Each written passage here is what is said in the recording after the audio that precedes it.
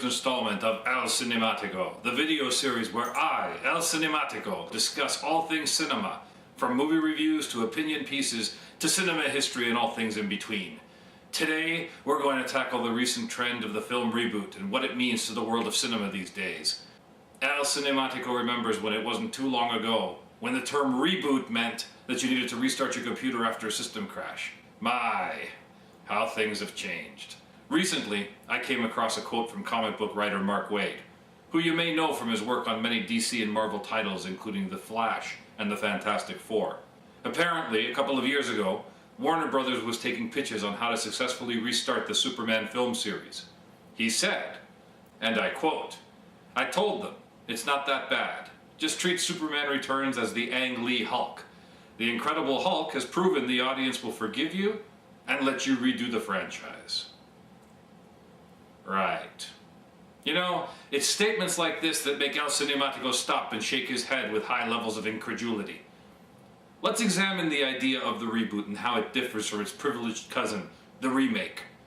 Some are tempted to say that the two things are one and the same, but El Cinematico says no! In a remake, you essentially retell the story while maintaining a close proximity to the original material.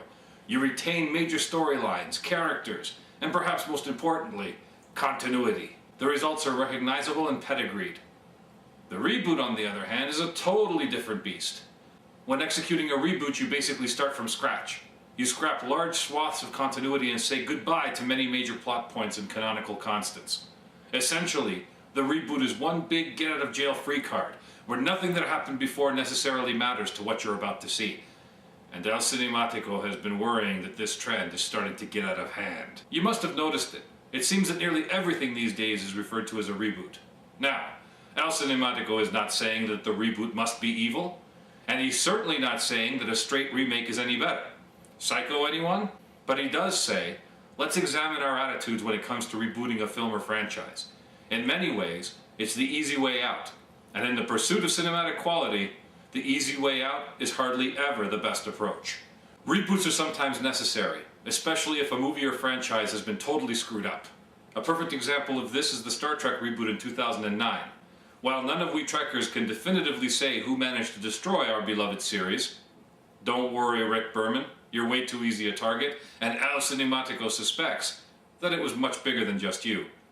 It's obvious that by the time Star Trek Insurrection hit the screens, followed by Star Trek Nemesis, something was seriously wrong. Interest had waned. The hardcore fans were congregating in their masses, praying for deliverance. And when it was all said and done, a complete overhaul was more than called for. Kudos to J.J. Abrams, not only for making a great new Trek film, but also for devising a method by which the reboot was creatively and masterfully executed. It makes El Cinematico's heart glow with admiration. Even Christopher Nolan would be proud. Which of course brings us to Batman Begins.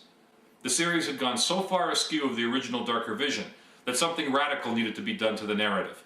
And it was Christopher Nolan who had the balls and the talent to pull it off.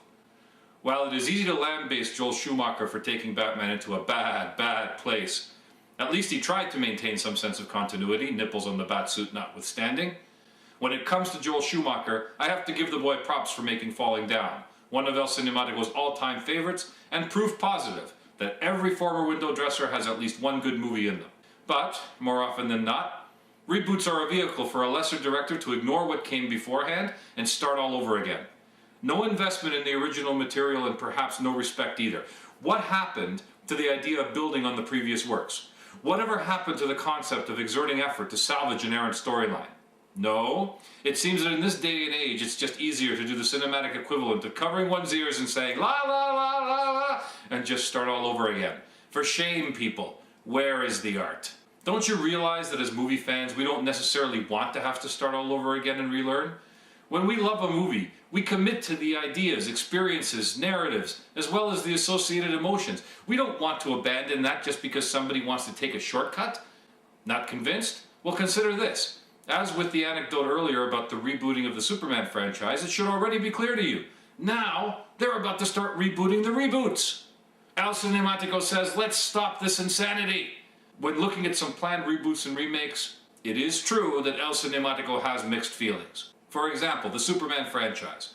I'm just not understanding why the series needs to be rebooted again. I mean, make up your minds, and remember, leave John Peters and Nicolas Cage out of this. The reboot of RoboCop has apparently been cancelled, and in El Cinematico's opinion, rightfully so. Trying to improve on Verhoeven's vision is, in my humble opinion, an act of futility. Too bad that sentiment isn't shared by the geniuses about to remake Total Recall. Spider-Man is being rebooted. Fine. Spider-Man 3 was pretty weak and Tobey Maguire won't be back. But really, is it time to just trash and restart? Why? There's a ton of solid work upon which to build. Can't we at least try for a salvage? They're rebooting the Fantastic Four. El Cinematico isn't so sure about this one. It wasn't done very well beforehand, but I'm forced to ask, how much better could it possibly get? I say that instead of having us relive yet another origin story, just leave it alone. Then there's Judge Dredd. El Cinematico finds much humor in the idea of a reboot with this movie. Granted, if ever a film screamed for a do-over, it was this one. But the original showed so little respect for the source material that you have to wonder what they'll come up with next. Hey guys, I have an idea. Since your casting of Sylvester Stallone was so inspired the first time around, and so effective, why not give Pauly Shore a shot this time? You know you wanna. Oh, and don't forget to bring back Rob Schneider, because that was such a good idea the first time around, and effective as well. They're going to reboot Police Academy, and El Cinematico says simply, put that classic down and walk away slowly. And they're going to reboot Godzilla yet again. Here's a note to Legendary Pictures. Do yourselves a favor and make it a Roland Emmerich-free zone. And don't think I don't see you, Dean Devlin. Just because you were smart enough to shoot your one-trick pony doesn't mean all is forgiven. Seriously, guys, when a 1954 low-budget movie with a guy in a rubber suit is more compelling than anything that came afterwards, you really need to rethink your strategy. Sometimes, it's okay to just leave it alone. I see that Conan the Barbarian will now be rebooted. And while I love the character, I can't help but notice that the director is Marcus Nispel, who does for reboots what Uwe Boll does for video games. You can decide whether or not that's a good thing. El Cinematico already has his opinions. And lastly, I noticed that Highlander is up for a reboot. I'll allow it, since they totally screwed up the series a la Batman. Just make sure you do it right this time. But there could be some good news on the horizon, as there are signs that studios are beginning to grasp the concept that reboots are not always welcome. That doesn't mean they're abandoning them, it just means that they're starting to call them different things, like new adaptations or reimaginings. If you ask me, when it looks like a duck and quacks like a duck, it's a duck.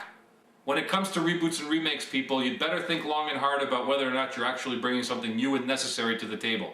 If not, then just let it be. El Cinematico wants to hear from you. What are your opinions on the film reboot? Send your videos or comments to submissions@elcinematico.com and I'll post some of the best responses for all to see. Go ahead, take me on!